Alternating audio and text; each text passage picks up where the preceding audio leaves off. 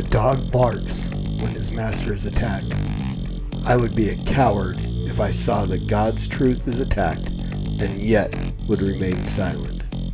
John Calvin. Telling a woman that she can't be an elder is a nonsense rule. If they claim to be in the body, we let them have it. Donald Trump is going to win in 2020 by an absolute landslide. Heretics Christianizing the American dream. He's depending on us to make people hungry and thirsty by the way we live our lives. Sowing is a blessing from God to make you rich. Treating Jesus like a lottery ticket. The Lord spoke to my heart. There's very few times I've ever heard God be this articulate with me. And I'm telling you word for word, these words came into my heart. I'm not asking you with. I'm asking you to brush your hair. We'll do them sharply. That's what God commanded. Hey, what's going on, everybody? Welcome back to The Master's Dog, episode 105. I'm your host, Norm the Master's Dog Dunham, aka the Evangelical Norm. So, I'm actually re-recording this episode. Every time my computer updates or my recording software updates, for whatever reason, it mutes my microphone. So, I did 2 episodes yesterday, Saturday the 15th, and both of them had no sound. So, or at least I had no sound. It was just all the sound of the other clips and stuff like that. So, re-recording 2 episodes this morning, Sunday morning, trying to get them in. So, they're going to probably be real quick, no nonsense, get to the point videos. So, here we are, the Master's Dog, dealing with false teachers, false gospels, false doctrines, false prophets. If it's false, we throw it in here and deal with it here on the Master's Dog. Started out as Faith and Beliefs Refuted, dealing with the Saints Unscripted, the segment of their podcast called Faith and Beliefs, where they break down doctrine and things like that. Some things far less important and almost stuff that I don't want to respond to, but I committed to responding to it, so that's what I do. And we are back to that today. We are going to jump in with David Snell from Saints Unscripted, and he is going to break down the word cult and whether or not that word is appropriately applied to the LDS Church. So we'll let him talk as we usually do, and then we'll jump in and respond to things as needed. So here is David Snell from Saints Unscripted. Is Mormonism, is the Latter-day Saint religion, Mormonism, a cult?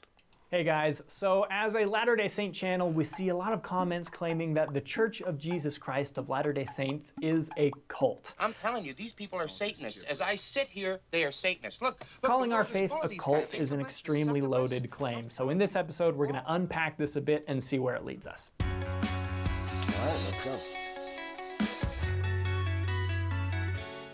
All right, so the term cult is used in a variety of ways. Some definitions are more benign than others, but in general, when people call our faith a cult, it's used rather loosely as a derogatory term aimed at discouraging people from learning more about our faith. All right, let's stop right here real quick because we have to take a look at this. This is David's definition, all right? This is David's definition of cult, and it's good that he put it there. His name is there, so this is his definition. But you notice that he didn't go, well, this is how I would define it. So as he does all this stuff, he almost, he's almost giving the impression that this is a dictionary definition of the word without saying that. So even in that, there's a little bit of a deception in the way that he said this. But this is... We don't use cult. Those people who do use the term cult, it's not to discourage people from learning more about the LDS faith. It is actually to describe the things we have learned about the LDS faith and then applying this word as we see. And I say we, but I don't use it very often. I'm just going to put that out there anymore. I mean, the beginnings of Mormonism, I absolutely think were cultish. It was a cult under Joseph Smith. As it's grown, it's become something different, still with a cultish style, I guess you could say, but I would not necessarily define it as a cult under those terms. But it's not used to discourage people from learning more. It is a way to define how people have what they have learned and give definition to that. So, I mean, any evangelist, any apologist is more than happy to let people learn what they want to learn about the LDS faith. But we are going to share what we know and what we have learned, whether by personal experience like myself or just study and research like guys like Aaron Shapovalov. I tend to agree with non-Latter-day Saint Guy Harrison's analysis in Psychology Today. If we step back and take an honest look at how this label is applied, the application of this term is prejudice in practice. One should not have too much difficulty recognizing cult as an unsavory stealth word with an unjust mission. Okay, let's break that down real quick, because I love again how they go, well, I want to agree with non-LDS whoever or whatever. So we step back and take an honest look at the way this label is applied. It's plain to see that nothing more than popularity and power separates cults from normal religion. So he's leaving that out. Okay, I could agree with that. The application of this term is prejudice in practice. No, it is not. To say that it is prejudice in practice is to say to use, I mean, if someone just says cult and they know nothing about Mormonism, then okay, that would be prejudice because you know nothing about it. Most people who use the word cult know a whole lot about Mormonism. It's not prejudice. No one's saying it without having the knowledge behind and a reasoning behind to back it up. So to say that the recognizing cult is an unsavory stealth word with an unjust mission, no. There is a just mission behind it. It is to reveal the fact that Mormonism is a false religion with a false gospel, a false Christ, a false God, presented by a false prophet that offers no salvation. That's not an unjust mission. This is verbalized bullying that demeans less popular groups and distances them from more popular groups. So when Joseph Smith said that Jesus told him that all religions were wrong, that their creeds were an abomination and the professors of which are corrupt, was that verbalized bullying? The question has to stand. Again, if you're going to say using a term like cult to define Mormonism, then as verbalized bullying, then you've got to go back to see what Joseph Smith said about all professors of all creeds are an abomination and the professors of which are corrupt would have to be verbalized bullying as well. So if we are going to apply that kind of definition, you have to do it across the board. As the Methodist author Andrew Tevington noted, Christianity was originally seen as a cult arising from Judaism. Islam was viewed as a cult in opposition to the then existing pagan religion of the Arabian Peninsula. Buddhism was understood as a cult coming from what today is called Hinduism. According to the New World Encyclopedia, when Christianity began, it was a minority system of beliefs and controversial practices such as Holy Communion. When it was a small cult or a minority group in the empire, it was often criticized by those who did not understand it or who were threatened by changes its adoption might mean. Rumors were spread by detractors about Christians drinking human blood and eating human flesh. Ray, do you want them to take your family, kidnap them, tear their livers out, and make some kind of satanic pate? All of that changed, though, when Christianity was adopted by the state and became more mainstream. When a new religion becomes large or dominant in a society, the cult basically becomes culture. Oh, okay. I see what you did there. Okay, so I tend to agree with that statement, and this is why I don't use the term cult anymore for Mormonism. It has become an established religion.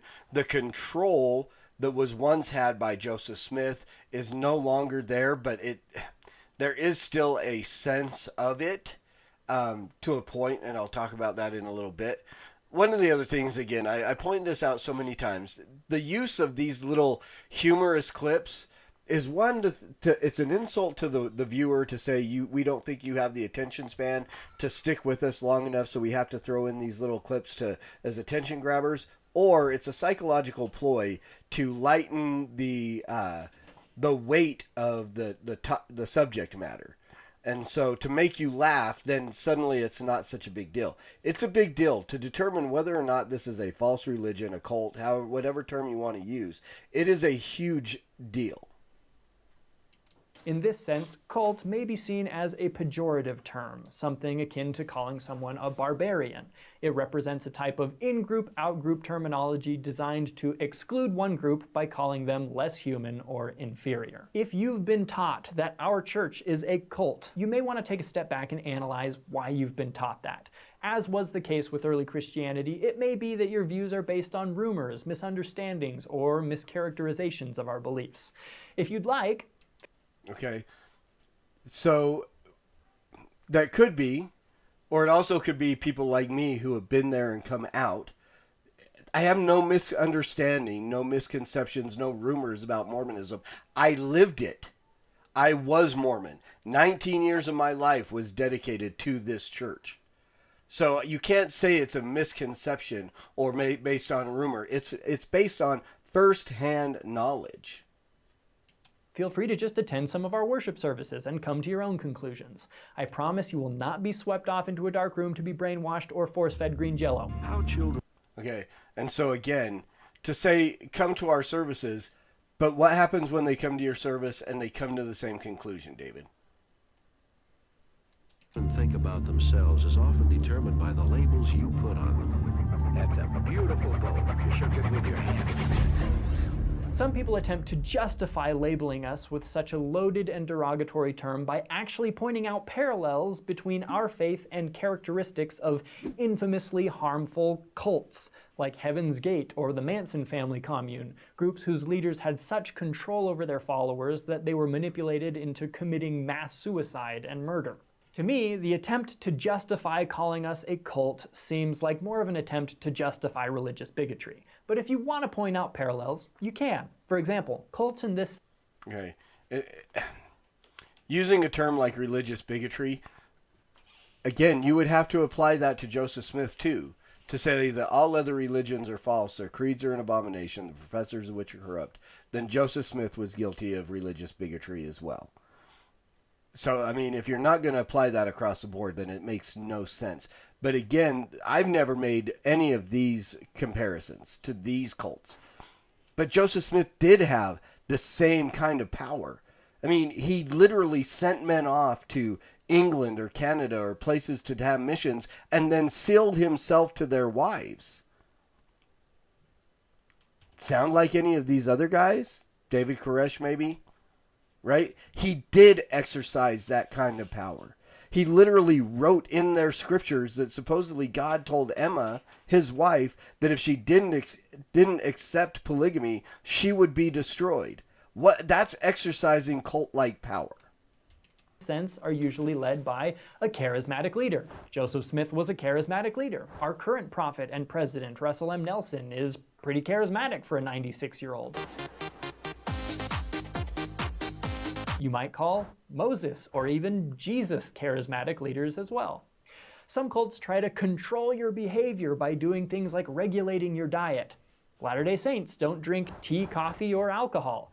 If that sounds difficult, you would not have enjoyed the law of Moses. Cults sometimes have their own ceremonial clothing, as did the ancient Israelites, as do many religions today. We could talk about these parallels for hours, but I hope you're starting to see the pattern. It's really difficult to paint our faith as a cult in this sense in any significant way that would not also apply to Moses or early Christians or the Catholics or evangelicals or even secular organizations like the Girl Scouts. They look very aggressive. I think they want to beat me up. Or Microsoft. I mean, you want to talk about a charismatic leader, take a look at that Bill Gates. So here, let's back up just a second before this gets away from us. Again, to point out the issues of... Now I completely lost my train of thought. The controlling... So, okay. Looking at Christianity and Mormonism. Ezra Taft Benson gave a speech, I believe in 1974, maybe later, called 14 Fundamentals of the Prophet. And one of the things he said was when the prophet speaks, the thinking has been done.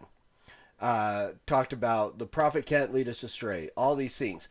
Paul, the apostle, tells people, go check, be like the Bereans and go check out the things that we have said to you. and make sure that they are right. There's your main difference between control and, and questioning. Cult-like and Christ-like. There's your difference. So that's an important thing to look at.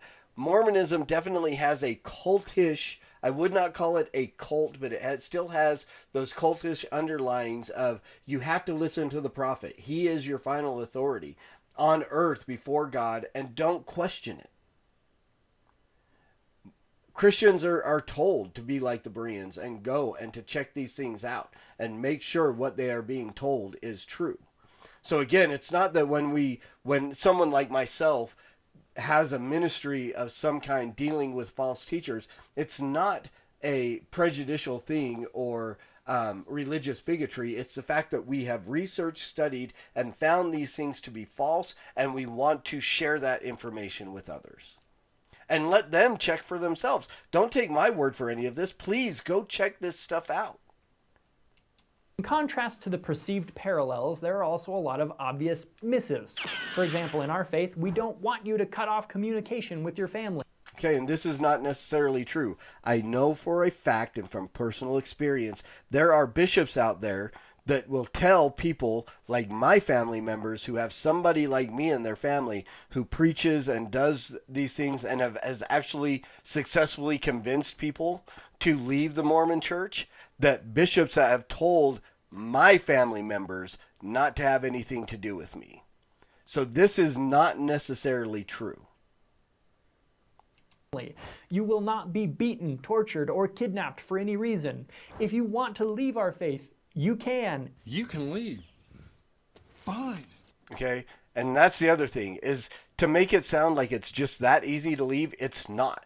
You turn in you send a letter asking to have your name removed. They request you. You're not required. You can just say no. But they want you to go to a court, sit before the stake president. They're going to talk to you. They're going to do all kinds of things and make you jump through all kinds of hoops to leave the church. No, I know nobody who has tried to leave the LDS church, who has sent their letter to membership to say, remove my name from your rolls, who has just got a response that said, okay, it's done. I don't know if my name has even actually been removed yet. I've never gotten any kind of confirmation that my name was removed from the rolls of the LDS church. And you won't even be threatened with eternal suffering in hell, though we might bring you some cookies every once in a while. Unless you're a man who has held the priesthood, and then you are condemned as a son of perdition. By renouncing the LDS priesthood, you are considered a son of perdition by many of the teachers of the Mormon religion, and you will face outer darkness, according to their faith. A while. It's true that like any religion, we have moral and ethical standards. We have rules, perhaps more than most, but whether or not you abide by those standards is up to you. When asked how Joseph Smith was able to govern so many people so well, he replied, I teach them correct principles, and they govern themselves. Or he threatens them that God is going to destroy them, or sends them away to do a mission so he can take their wives. No. So, are we a cult? It depends on your definition. In the sense that we are a system of religious beliefs and ritual, certainly. Are we a cult in the more sinister sense of the word? I don't think so, but you're certainly free to believe as you see fit. From what I've observed about my own faith, it seems to me to be a family-oriented faith of service and charity, a faith of love for God and your neighbor, a faith that believes in being good citizens and acknowledging truth wherever it can be found. If you're still on the fence about it, if the line between doomsday cult and Christ-centered religion is a little blurry still, borrowing the words of Christ in John 1, I invite you to come and see. You don't have to take my word or anyone's word for it. Just come hang out with us for a while and decide for yourself, if you dare. That's ridiculous. I'll just leave that there for a moment. Satan disguises himself as an angel of light. I'm just going to leave that there and let that rest there. Satan is not bringing in, there is Satanism out there. There's guys like Lil Nas X that are promoting stuff like that. But Satan is not trying to draw people away from Christianity with outright blatant counterfeit or falsehoods. He uses clever counterfeits like this, a family-based religion that has a false God, a false gospel, a false Christ presented by a false prophet that has no power to save anyone. So I just encourage you to, like David said, look into it. Look into it on your own. Check these things out for yourself, and see what is real and what isn't. So I hope this was helpful. I hope this has sound. As always, preach the gospel at all times. Use words. They're necessary. And until next time, Soli Deo Gloria.